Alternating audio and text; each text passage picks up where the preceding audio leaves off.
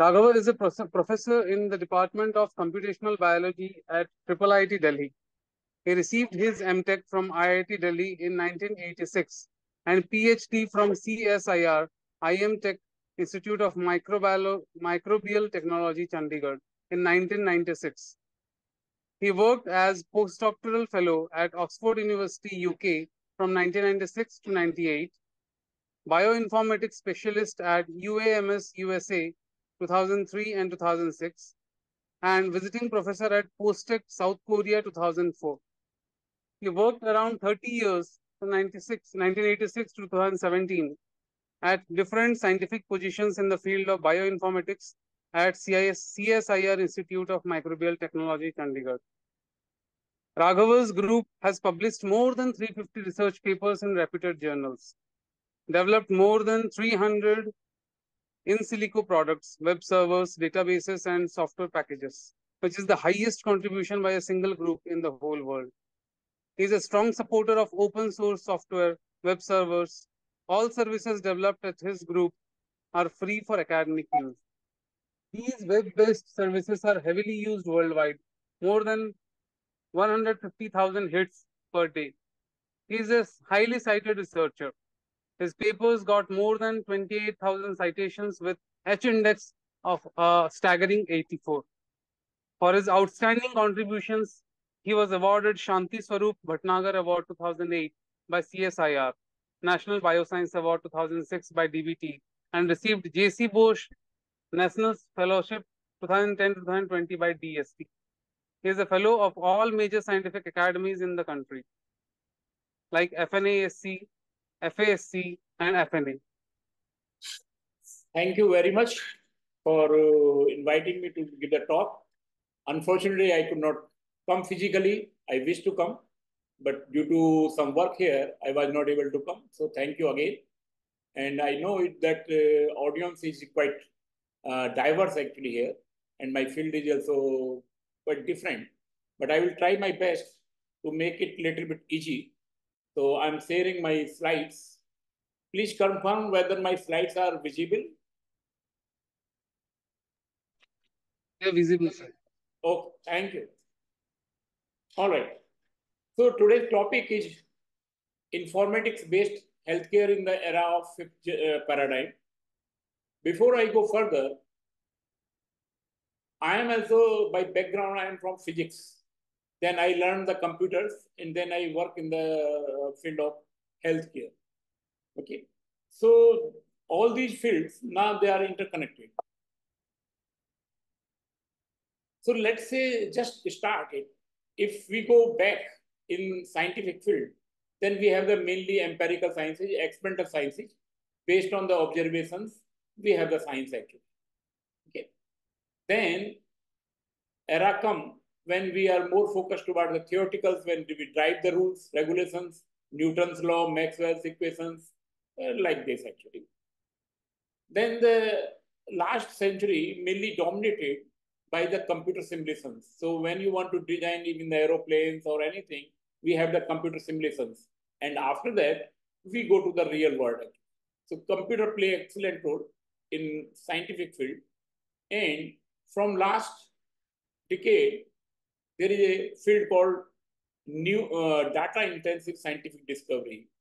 It means lot of data has been generated. That's very interesting.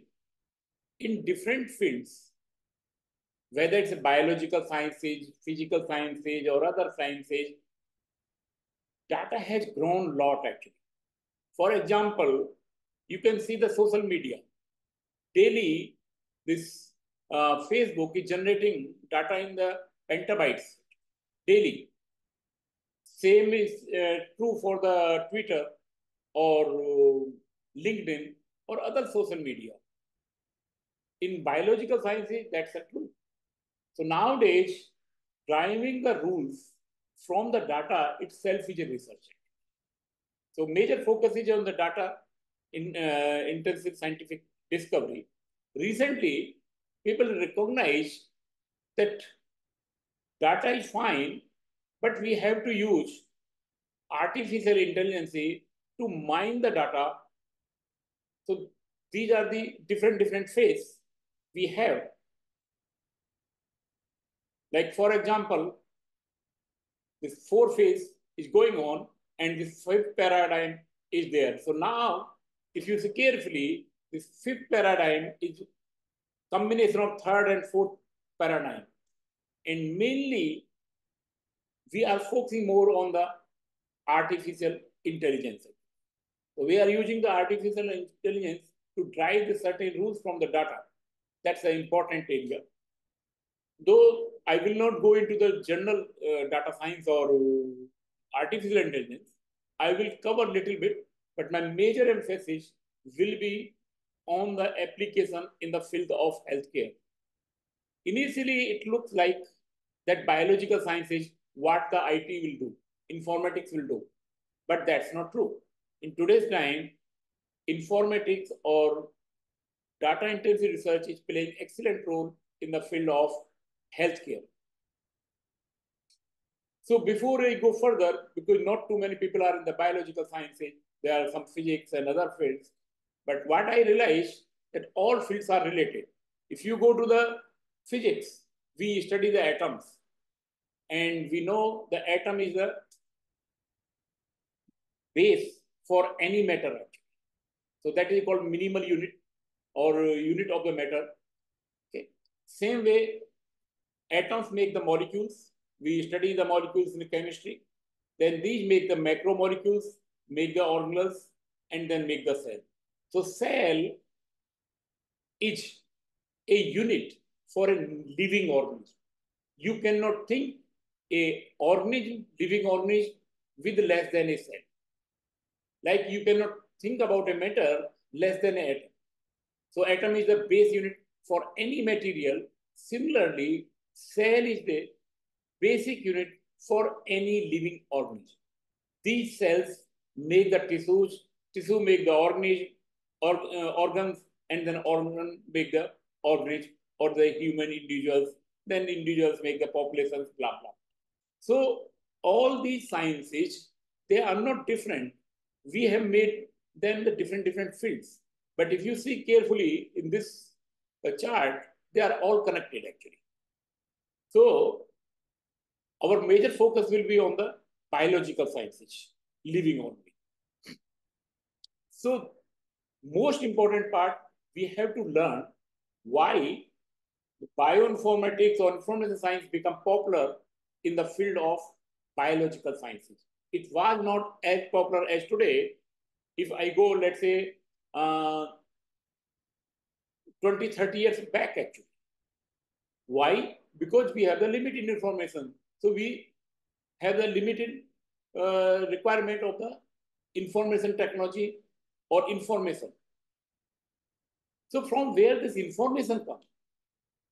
So as I told you in the beginning, that cell is a basic unit of any living organism.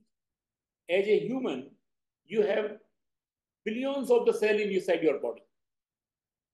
And each cell have the sufficient information to provide the genetic information. I mean to say, what will be your characteristics? What will be your color? What you will look like that? What will be your height? Your physical characteristics is there in the genetic code. And this genetic code is here within the nucleus. And here, this have the chromosomes or genetic information. Now, I will tell you that in a single cell, which is hardly size of 1 micron or less than 1 micron, have the nucleus, and in this nucleus, we have the genetic material.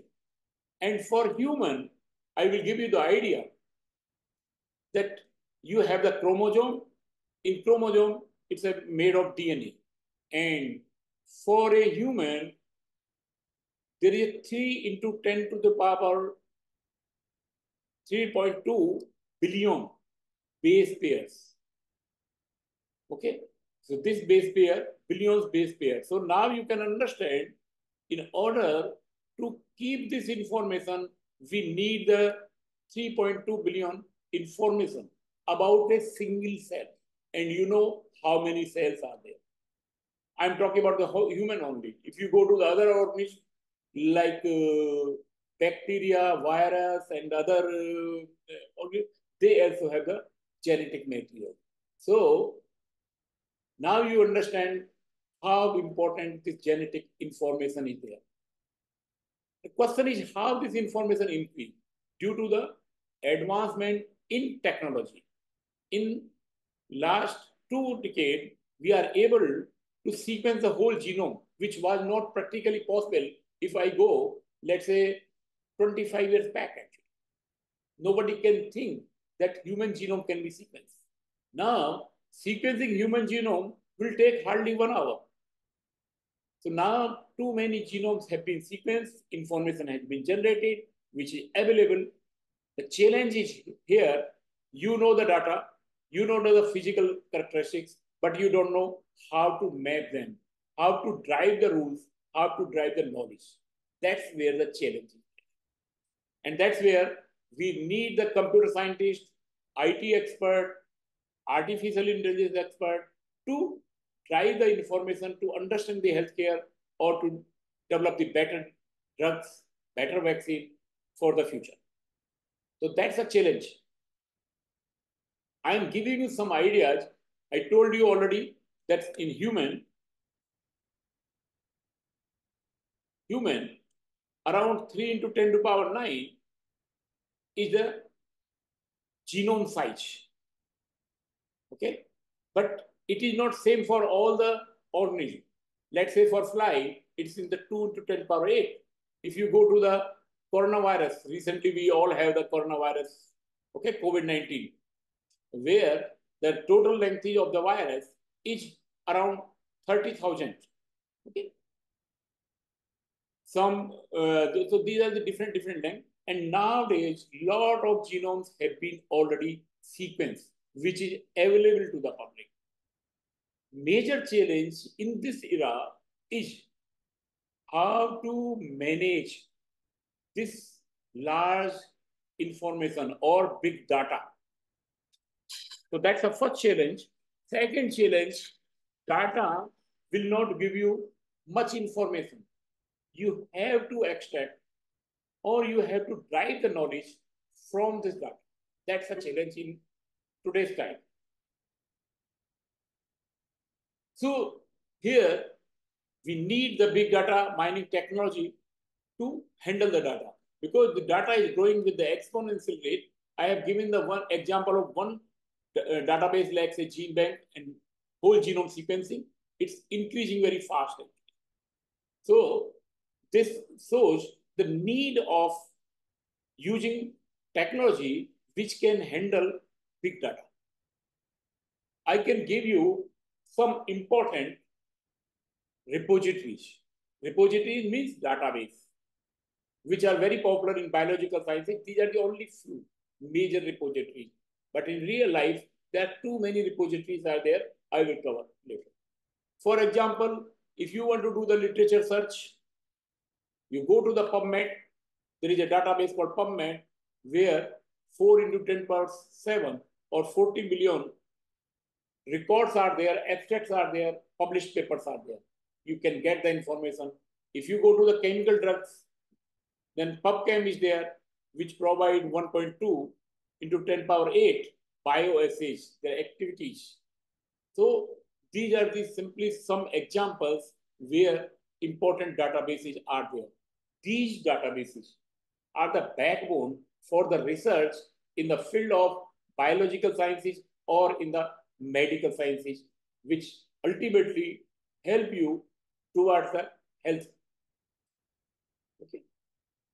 So the question is basically, in this database development, where is the India? What we are doing? So for fortunate part, India is doing very well actually in this area. And now you can see in 2023 and by the end of 2023, this is the situation after United States and China, India is in third number.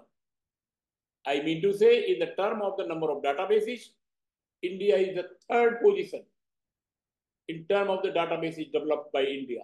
So it's not so bad actually. If you go, let's say, a few years back, 10 years back, that India was on the fifth, 4, 5, 6, 7th place. So continuously, India is increasing with the time. So it mean to say that we are contributing, at least in this area, heavily. We have the position in the world, and we hope that we will do further in this area. Why I am emphasizing on the paper, on databases?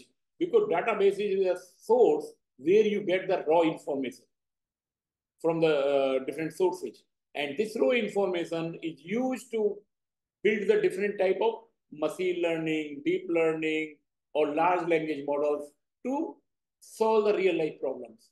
So development of databases is important. Second thing, all these databases are freely available to the public. So in research, there is no control to the commercials. So you don't need to pay the money, you can access them and you get all the information.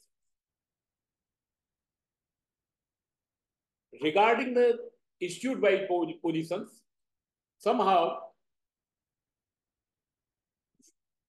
our Institute of Microbiotechnology, which was on the second place earlier in the world in 2018, when I left the institute, we were there on the second position. Unfortunately, I joined this institute, Triple IIT, and now it is going a little bit down because now I'm contributing to Triple IIT.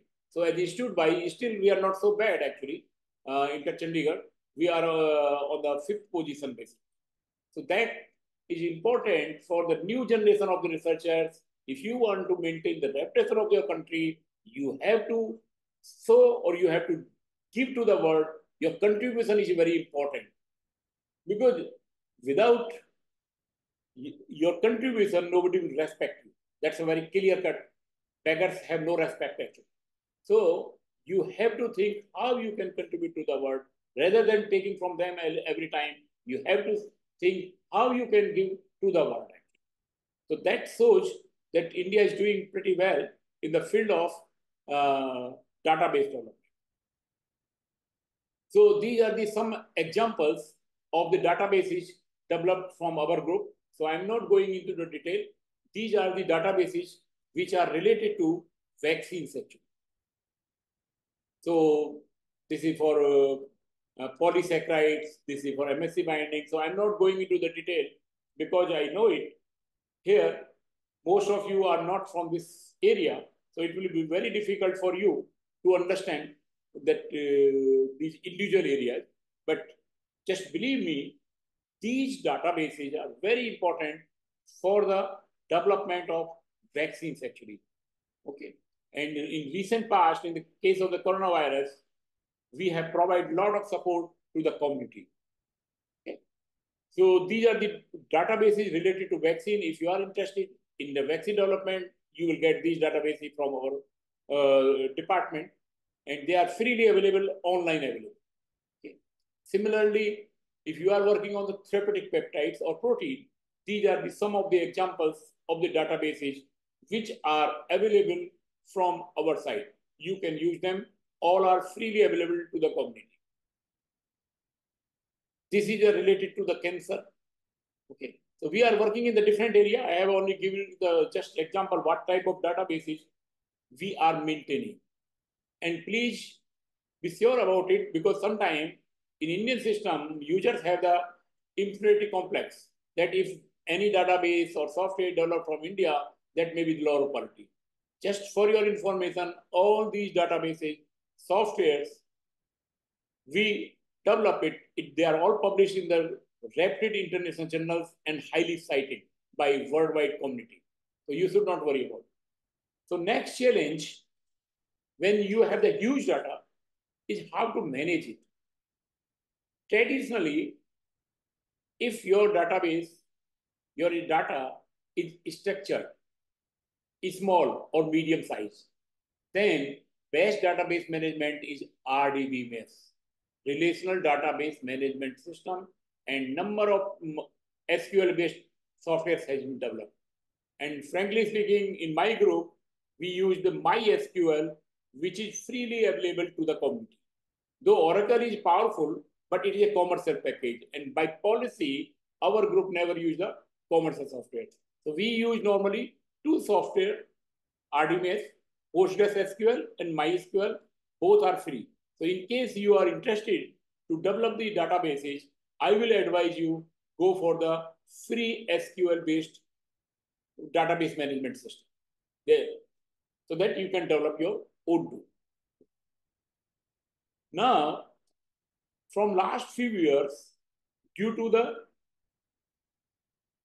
advancement in the field, too much data is coming. I give you the example, in case of the genome, we have the large data, huge data. Similarly, like Facebook, you get billions of the posts daily. Okay, some posts are too big, some are too small, so the data is not structured. You cannot keep the field's length same for all. So that's called unstructured data. So there is a two problem. One, it is not a structured data. Second thing, it's a big data. So how to manage the big data is a challenge. You have to scale up your technology, because the SQL-based technology or RDBase-based technology cannot handle the information in today's time. This is nearly impossible. So there is a new technology we call NoSQL. Does not mean not only SQL. Okay.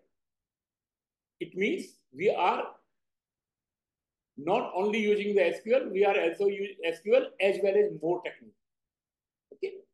And major type of NoSQL technology is document-based technology, where the record is saved in the form of the document. Where in the SQL, record is simply one line actually, where you, here it is a record is kept as a document. And MongoDB is an excellent database in this era. Then there is a graph-based, key value-based system, wide column-based, like Hadoop systems is there. These are the only few examples, because this area itself is a big. So if you are interested to handle the big data, I will advise you to go for the NoSQL-based technology. Then next part is fine that you have the data, you know how to manage them in the databases or NoSQL technology. Next question is how you will extract useful information from this data is a challenge. Okay, so one of the major area which is used for this area is artificial intelligence. Within the artificial intelligence, we have the machine learning. These are the subfield of the artificial intelligence. Deep learning, and I have not mentioned here, there is another technology called large language models, which is the new area, and they can be handled to the big data in today's time. So it's important to understand the latest development in the field of artificial intelligence in order to extract maximum knowledge from the data, from the information. Because information will provide whatever is there. But to drive the important knowledge is a challenge. There is a difference between the information and knowledge. So this artificial intelligence help you to that. I'm not saying that other tools are not there. There is data analytics tools are there, but they have the limited use. Okay, we need the artificial intelligence another thing. So when you talk about the, let's say, artificial intelligence, within the artificial intelligence, machine learning is a powerful technique. So there is a continuous development. Earlier we have the supervised learning and unsupervised learning. In case of supervised learning, it's like a teaching in the class, where you know the question, you know the answer. You know the question, you know the answer. So you ask the questions. You teach to the student your question and answer, and then later on you ask the questions, new questions. So they learn from the question answers. That's a supervised learning. In unsupervised learning, we don't know answer. So this technique is called clustering, or you call the grouping it. Grouping may be any way you can do it. new technology in last few years is dominating is called reinforcement learning. Means feedback-based learning. Let's say every time you cannot go for the supervised learning, you take the data, you do the machine learning training and all sort of things. It's not practically possible. Reinforcement learning, you have the models. Only thing, whatever the new feedback is there, you are just updating the parameters. For example, let's say in Amazon, you are purchasing books. So some books you like most actually. Earlier, it was not liked actually. So now by reinforcement learning, by feedback, you will say, give the more weightage to these books actually, for these users. So that is called reinforcement learning.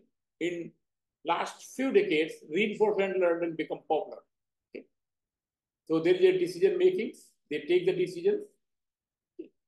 These are the just examples. You have to read in the detail. I have given the examples of supervised learning, like naive classifier, decision tree, support vector machine. Okay, these are some of the examples basically. Though I wish I can teach you the deep learning, but I'm not going there actually. Deep learning is basically another depth of the machine learning where we are using the like deep belief networks, autoencoders, and convolutional neural network. But in simple word, I will say, rather than taking the global training, we are taking the patterns, motives, or we are giving the attentions to the important information. For example, if you see an image, in image you find the steering wheel, then you can say at least that this is a four-wheeler. Okay, that's small steering can tell you what is the information. That is called local attention. So here, local attention as well as global attention has been taken care in the deep learning, and it is possible due to the advancement in technology like GPU. Okay. These are some of the softwares which can handle the large data like Mawat, Graph, MLib. So they are designed to handle the gigabyte, terabyte, or petabytes data easily. Earlier techniques, they cannot do it. So if you are handling the big data, I will advise you to go for the new technology. There is a new advancement in last 5 years. I will say 5, 6, maybe 8 years maximum. Okay. So though natural language processing is there from the large number of years, but nowadays we have come with the language models, and within the language model, we are coming from the large language models. Like, for example, you have the Hindi, English, so these are the language. So can you process it? I will give you the good example. Nowadays, you ask with the ChatGPT other large language model, they will respond to your questions actually. Even if they are wrong, they will learn with the time actually. Okay. So large language model is a new development in the area of AI where the heavily used in the community. And in large language models, we have the concept of tokenization, means features, then embeddings, which are basically combined of the tokenization, but it's giving the information about the features basically. Then transfer learning, attention, and pre-training. And one of the advantage that you get the pre-trained models. So every time you don't need to reinvent the wheel. So next time, if you have the new data, you just fine tune it for your requirement. That's the beauty of the large language model. That you don't need to train yourself every time when you get the new data. These are some terminology. I'm not going here in the individual terminology because time will not permit me. Okay. I have given my slides to the organizers, and I hope they will distribute, share with you, as well as recording is there. So you will get the recording. So you can, if you are interested, you can read about them actually. But the overall meaning is large language models. We are basically having the certain type of, one is important part is autoencoding language models are trained to reconstruct the original sentences from the corrupted version of the input. Let's say you have some sentences, but in between it has been corrupted. So that these model can fill the missing information, or let's say fill in the blanks. Okay. There is another type of model called outer regressive models are trained to predict the next token. Means let's say you have sentence and you don't know what will be the next, then it will predict what will be the next sentence. So that's a GPT version. On simple term, this is an example that we have the sentence correction. You have one sentence, you want to diagnose the correct, whether its sentence is written correct or not. I will tell you my own experience. Sometimes I go to the chat GPT and I say, this is my paragraph, please correct its English. It find out the faulty words or use of the English and it corrected it. And this correction is much better than the human experience. I have seen number of times. Okay. Then text completion is there, where you have half sentence, you want to complete this sentence. So there's text completion technology is there. Then text translation is there. You want to understand the meaning of individual words within the sentence, because the meaning of a word depend on the context or context of the sentence actually. So it will read your whole sentence and then will help you to translate it.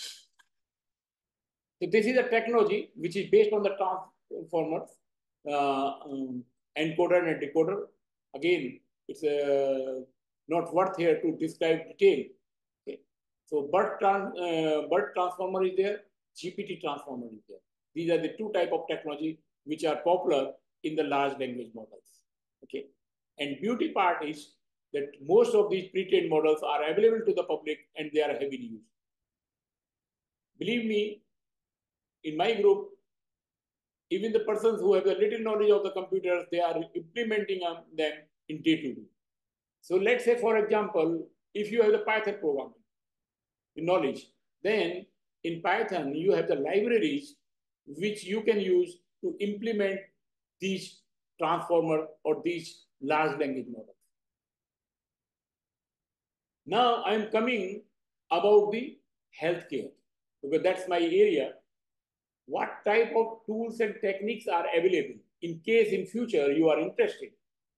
So what I did few years back, I compiled all the databases, web servers, mobile apps, softwares, which are related to healthcare, which are freely available to the public.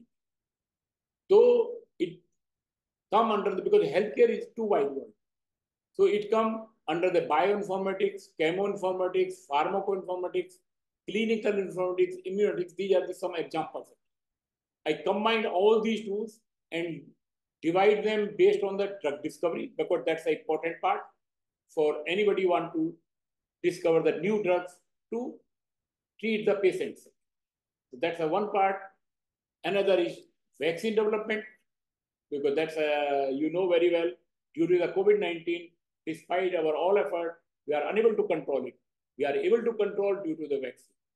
And every year, millions of lives are saved because we are all vaccinated. We have number of vaccinated when we are child. So that's another area. And third is basically disease biomarkers. Disease biomarkers here means how you identify the word that person is suffering from cancer or suffering from a particular disease, or how you diagnosing them. That's a challenge. So here is a biomarker. And this is a new technology in the IT. Let's say nowadays you have a smartwatch in your hand, which can tell you what is your heartbeat, how many steps have you moved today actually. There are different mobile apps that are there. Telemedicines are there. During COVID-19 lockdown, we consult the doctors through the telemedicine. A number of sensor-based technology has come.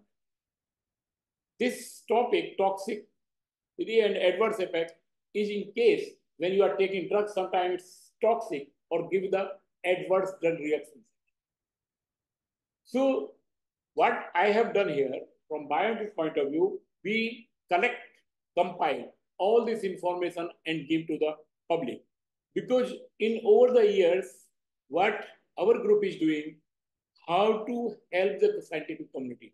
We do not claim that we are the great scientists, but we claim we are good service provider to the scientific community. So it's not practically possible. This is a review. We have compiled all the resources, but it's not practically possible to cover all these tools in a single paper. So we have a website here. In case you are interested, the website is there. Here, more than 500 resources, computational resources are linked actually. Just click it and you will reach on the link resources. We are not maintaining these resources. We are just providing the link here. So this is a just example that most of the drugs are based on the small chemicals. So what are the different tools? What are the different databases which you can use in computer-aided drug discovery? Computer-aided drug discovery, which is very powerful, where first you design a drug against a disease in computer, and then you try it in the animal models or other experimental theories to test it actually. But testing in the computer is important because it will save you a lot of time and effort actually. Okay. So this is a just example. This is another example. Nowadays, new concept is coming. Earlier, most of the drugs are based on the small molecules called chemicals. But these chemicals have the number of side effects. In order to reduce the side effects, now we are using the natural molecules like peptides, or proteins, which are part of our body as a drug agent. But how you will predict whether the given peptide or protein will be a work as a drug? Let's say this will predict the antimicrobial peptides, means these peptides will kill the microbes. Microbes means bacteria, bacteria or virus, okay, fungus, okay. Similarly, there are different tools that are available. You can read about them. Toxicity, because it is important before you go to the market for any drug molecule, you have to check whether they are toxic or not toxic, and there's different properties. So these tools, I have given the links of these tools here. You can do the theoretical prediction first, and then you can go for the experimental science. Same way is computer-aided vaccine design. This time we are able to design the vaccine very fast for the COVID-19 because we have the past knowledge, past information, as well as we have the computational tools, mainly based on the artificial intelligence, which can easily predict the potential vaccine candidate, which help to design the new vaccines very fast within 1 or 2 years, actually, which was not practically possible earlier. Earlier, it took 10 years, 20 years to have a vaccine against a particular disease. Similarly, nowadays, you can detect the disease in advance from the genomic profile, from their genetic information, like genome information. Earlier, genome information was not possible. So we are able to detect the disease late, but now we can detect earlier. I told you that one of the good example of IT application is development of different mobile apps. Okay, these are some of the examples where mobile apps, smartwatch, Arag Setu, okay, many things have been used for in the field of healthcare. So healthcare is supported by IT, artificial intelligence, or databases heavily. So this is just a page from my group on my department where we have the large number of web services available to you. So you can use it in the different area they are available. You just click it and use it. And these are the just example of citation that completely show that how our papers are heavily cited worldwide actually. And you have to note down one thing actually, that most of the researchers in India, they do very well when they work abroad. With the outside in India, their performance is excellent. When they come in India, the performance is too poor. I grow in this country, everything is developed in this country and within my group itself. So it's not the research imported from the abroad actually. It's based on the requirement from the Indian point of view. Okay, that's all. Thank you very much.